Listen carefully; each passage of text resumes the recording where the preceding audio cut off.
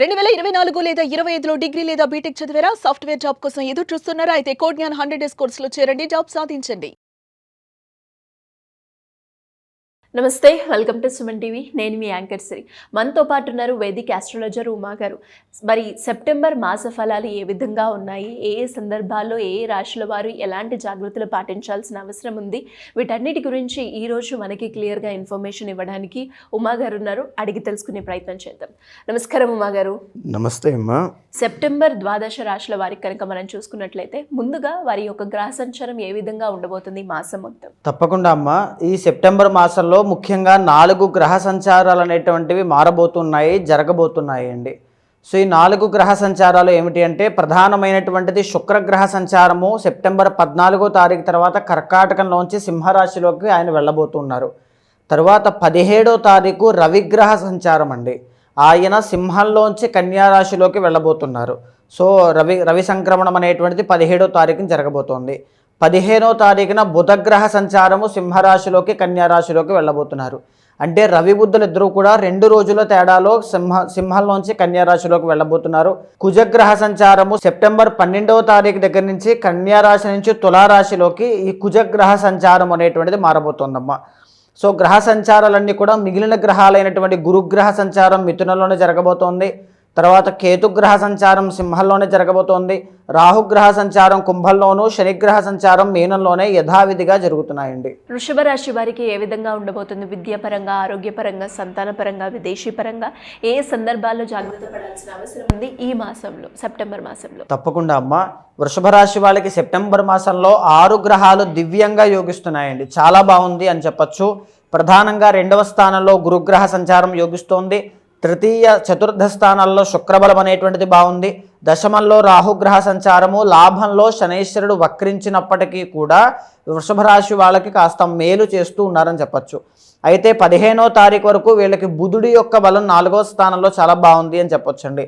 12వ తారీఖు దాటిన తర్వాత కుజ బలము అనేటువంటిది వీళ్ళకి అందుతోంది, 6వ స్థానంలోకి వెళ్తున్నారని చెప్పచ్చు.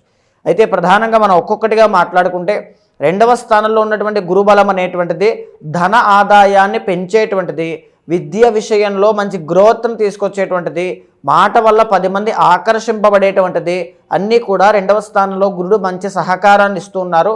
అక్టోబర్ మధ్య సంవత్సరం వరకు, వచ్చే సంవత్సరం వరకు కూడా వీళ్ళకి ఇది యోగం బాగుంటుందండి. తర్వాత శుక్రబలం అనేటువంటిది వీళ్ళకి బాగుంది. సినీ నాటక కళారంగాలు, నృత్య గీత వాద్యాది రంగాలు, తర్వాత creative fields, AI, virtual reality, software, ఈ ఫీల్డ్స్లో వర్క్ చేస్తూ కొత్త తరహా ఆలోచనతో ముందుకు వెళ్తూ నేను ఎదగాలి అని తాపత్రయం, కృషి, పట్టుదల ఉన్నటువంటి వాళ్ళకి గొప్ప ఆదరణ, అవకాశాలు ఈ మాసంలో బాగుంటాయి. అయితే ఇదే కాకుండా చతుర్థంలో శుక్రబలం కూడా కలుగుతోంది కాబట్టి నూతన వస్త్ర, వాహన, గృహ యోగాలు లేదా వాహన యోగాలన్నీ కూడా ఈ మాసంలో ఖచ్చితంగా వీళ్ళకి కనబడుతున్నాయి అని చెప్పొచ్చమ్మా. తర్వాత మనం చూసుకుంటే దశమంలో రాహుగ్రహ సంచారము. దశమంలో రాహుగ్రహ సంచారం కెరీర్లో మంచి గ్రోత్ని ఇస్తుంది. ఎలాంటి గ్రోత్ని ఇస్తుంది అంటే, ప్రధానంగా వీళ్ళు ప్రయత్నం చేయాలి. రాహు ఎప్పుడు కూడా యాంప్లిఫై చేసేటువంటి ప్లానెట్ కాబట్టి వీళ్ళు ప్రమోట్ చేసుకోగలిగితే, వీళ్ళు మార్కెటింగ్ చేసుకోగలిగితే, రాహు అంటే మార్కెటింగ్, టెక్నాలజీని వాడి మార్కెటింగ్ చేసుకోగలిగితే, వీళ్ళకున్న స్కిల్ అంతా కూడా బయటకు తీసుకురాగలిగితే ఎక్స్ట్రాడినరీ కెరీర్ అనేటువంటిది వీళ్ళకి ఈ మాసంలో, ఆ పై మాసంలో కూడా చాలా బాగుంది. సో ఎప్పుడు కూడా రాహు మీకు యోగిస్తూ ఉంటే యాంప్లిఫై అనేటువంటిది కావాలి. సో దాని మీద ఫోకస్ చేయండి. పర్సనల్ చార్ట్లో రాహు బలాన్ని కూడా చూసుకోండి. లాభంలో శని వక్రించి మీకు దశమాన్ని చూస్తున్నారు. ఇక్కడ పార్షియల్లీ ఎందుకు మెయిల్ చేస్తున్నారు ఇందాక అన్నానంటే అమ్మా, లాభంలో శని వక్రించడం వల్ల దశమంలో శని ఉంటే ఎలాంటి ఫలితాలు ఉంటాయో అలాంటివి ఉంటాయి. దీని మూలాన కంటక శని ప్రభావం కూడా వచ్చే అవకాశం ఉంటుంది. అప్పుడు ఏం జరుగుతుంది అంటే కెరీర్లో ఒడిదుడుకులు. నాకు తెలిసి వృషభ రాశి వాళ్ళు ఇప్పుడు ఈ వీడియో ఓపెన్ చేసి చూస్తున్నారంటే either marital life issue or రెండవది ఏంటి అంటే కెరీర్లో ఈ ఉద్యోగ, వ్యాపార, వాణిజ్యాల్లో ఒడిదుడుకులు ఎక్కువగా ఉన్నాయి, భయము అనేటువంటి దాంతో చూస్తూ ఉంటారు నాకు తెలిసి. ఖచ్చితంగా బికాజ్ ఆఫ్ శని వక్రించడం వల్ల వీళ్ళకి ఆ సమస్య వచ్చిందండి. పర్సనల్ చార్ట్లో శని బలము అనేటువంటిది స్ట్రాంగ్గా చూసుకోండి. శనికి సంబంధించిన తైలాభిషేకం, పరిహారము లాంటివి చేయడం వల్ల ఈజీగా దాని నుంచి బయటకు వస్తారండి. తర్వాత 15వ తారీఖు వరకు బుధుడి యొక్క బలం అనేటువంటిది 4వ స్థానంలో వీళ్ళకి బాగుందండి. 4th హౌస్లో బుధుడు ఎందుకు యోగిస్తారు అంటే, బుధుడు అనేటువంటి ఆయన బంధుకారకుడు. చతుర్థ స్థానం కుటుంబ స్థానం అండి. అంటే కుటుంబ పరంగా వచ్చేటువంటి సపోర్ట్ కానీ, కోఆపరేషన్ కానీ, విందు వినోద కార్యక్రమాల్లో పాల్గొనడం కానీ, వాళ్ళతో సరదాగా గడపడం కానీ, మాతృ సౌఖ్యం కానీ, ఇవన్నీ కూడా బుధుడు చతుర్థంలో ఉన్నప్పుడు ఇస్తారమ్మా. 15వ తారీఖు దాటిన తర్వాత బుధుడి యొక్క బలం తగ్గడం వల్ల బంధువుల్లో కలహాలు రేకెత్తే అవకాశాలు ఉంటాయి, వ్యాపారంలో ఒడిదుడుకులు వచ్చేటువంటి అవకాశాలు ఉంటాయి. బుధుడి యొక్క బలం తగ్గింది కాబట్టి వ్యాపార అభివృద్ధితో పాటుగా మాట వల్ల వచ్చేటువంటి తగ్గులు అనేటువంటివి ఎక్కువగా ఉంటాయి అని చెప్పొచ్చండి. ఆ విషయంలో కూడా చాలా కేర్ఫుల్గా ఉండాలి. 12వ తారీఖు దాటిన తర్వాత కుజుడి యొక్క బలం అనేటువంటిది అందుతోంది. ఎందుకు అంటే కుజుడు తులారాశిలోకి వెళ్ళబోతున్నారు, శుక్రస్థానంలోకి.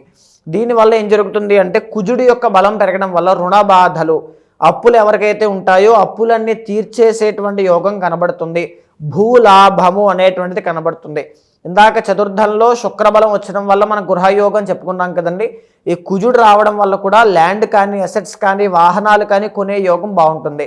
ఎవరైనా సరే స్టాక్ మార్కెట్ కానీ, షేర్ మార్కెట్ కానీ ఏవైనా ఉంటే 15th లోపులోనే మీరు చూసుకోండి. ఎందుకంటే బుధుడి యొక్క బలం 15th తర్వాత వెళ్ళిపోతుంది కాబట్టి స్టాక్స్ కానీ, షేర్స్ కానీ, ట్రేడింగ్ కానీ ఇలాంటివన్నీ కూడా అంత గొప్పగా అనుకూలించవు. కాబట్టి ఆ విషయంలో జాగ్రత్త. 12వ తారీఖు దాటిన తర్వాత కుజుడి బలం అందిన తర్వాత శత్రునాశనము అనేటువంటిది కలుగుతుందండి. శత్రువులు ఎంత ఆధిక్యత ప్రదర్శించాలని చూసినా వాళ్ళ మీద వీళ్ళు చాలా గొప్పదైనటువంటి ఎత్తుగడలు, తెలివితేటలతో వాళ్ళు వేసేటువంటి ప్లాన్స్ నుంచి తప్పించుకునే అవకాశాలు ఉంటాయి. ఆరోగ్య సమస్యల నుంచి బయటపడతారు. కోర్టు సమస్యలు, న్యాయపరమైన చిక్కులు, భూ వివాదాల నుంచి బయటపడతారు. ఇన్ఫ్యాక్ట్ చెప్పాలంటే మంచి భూలాభం కూడా వీళ్ళకి కలుగుతుంది అని చెప్పుకోవచ్చమ్మ. అయితే రవి బలము అనేటువంటిది వీళ్ళకి ఈ మాసం మొత్తానికి లేదు.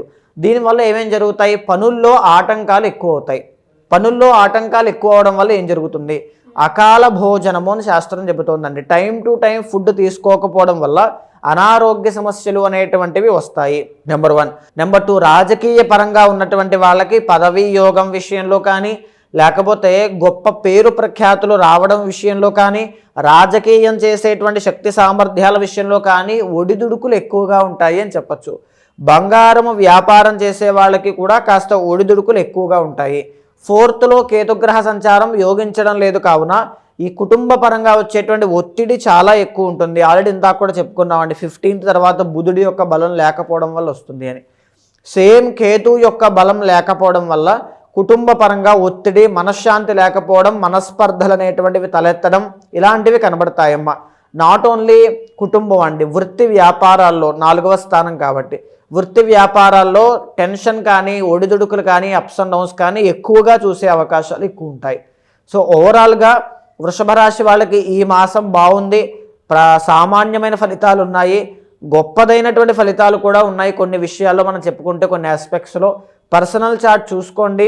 ఇష్టదైవాన్ని, కులదైవాన్ని ఎక్కువగా ఆరాధన చేయండి. కలిసి వచ్చే రోజు అండి వాళ్ళకి ఈ మాసంలో కలిసి వచ్చేటువంటి రోజు అని అంటే గురువారంగా మనం చెప్పుకోవచ్చమ్మా. కలిసి వచ్చే రంగు, కలిసి వచ్చేటువంటి రంగు పసుపు రంగు, వైట్ కలర్. తెలుపు, పసుపు రంగులు రెండు కూడా చాలా బాగుంటాయి. కలిసి వచ్చే నెంబర్, కలిసి వచ్చేటువంటి సంఖ్య నెంబర్ 6 అనేటువంటిది చాలా బాగుంటుంది. ఎలాంటి పరిహారం చేసుకుంటే బాగుంటుందండి వీళ్ళకి ఈ మాసం? ఉత్తర దిక్కు అనేటువంటిది చాలా బాగా కలిసి వస్తుంది. నార్త్ డైరెక్షన్లో మీరు ఏదైనా చేయాలనుకుంటే, స్టార్ట్ చేయాలనుకుంటే చేయండి, చాలా బాగా కలిసి వస్తుంది.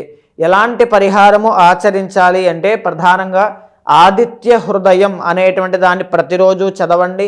ఆదివారం నాడు ఆరోగ్య సమస్యలు ఉన్నవాళ్ళు గోధుమలు దానంగా ఇవ్వండి. అప్పులున్న వాళ్ళైతే కందులు దానంగా ఇవ్వండి. కుటుంబ పరంగా ఒత్తిడి ఉన్నవాళ్ళు పెసలు దానంగా ఇవ్వండి. లేకపోతే కెరీర్లో ఒడిదుడుకులు ఎక్కువగా ఉన్నాయి ఇలాంటి వాళ్ళైతే నల్ల నువ్వులు దానంగా ఇవ్వండి, లేదా శనికి తైలాభిషేకం చేయించండి, చాలా బాగుంటుంది. మరి మీరు అన్నట్టుగానే ఇంకా ఎవరికైనా కూడా ఎలాంటి సమస్యలు ఉన్నా కూడా వాళ్ళ పరిష్కారం కోసం మిమ్మల్ని అప్రోచ్ అవ్వాలి అనుకుంటే ఏ విధంగా మిమ్మల్ని అప్రోచ్ అయ్యే ఛాన్స్ ఉందంటారు మా గారు? తప్పకుండా అమ్మ. మనం మాట్లాడుకునేటువంటిది ఈ యొక్క సెప్టెంబర్ మాస ఫలితాలే కాకుండా పర్సనల్ చార్ట్ అనేటువంటిది కూడా సమన్వయం చేసుకుంటూ ముందుకు వెళ్ళాలి. ఎందుకు అని అంటే గోచార గ్రహచార సమన్వయమే మీ జీవితం అవుతుంది. కాబట్టి అలాంటి వాళ్ళు ఎవరైనా ఉంటే మీకు కింద కనిపించే నెంబర్కి కాల్ చేస్తే మా వాళ్ళు మీకు పూర్తి వివరాలు అందిస్తారు. మీ జాతకాన్ని చూసిన తర్వాత గోచారంతో సమన్వయం చేస్తూ మీకు ఎలాంటి సమస్యలు ఉన్నా సరే, ఎలాంటి కోరిక ఉన్నా, ఏ సందేహములు ఉన్నా ఖచ్చితంగా ఒక గైడెన్స్ అనేటువంటిది ఇస్తాను. మీ పర్సనల్ చార్ట్ చూసిన తర్వాత ఏదైనా దోషాలుంటే శాంతి పరిహారములు మీతో ఆచరింపచేసి భగవత్ అనుగ్రహం కలిగేలా చేస్తాను. థ్యాంక్ యూ మా గారు, థ్యాంక్ యూ సో మచ్. నమస్తే అమ్మా.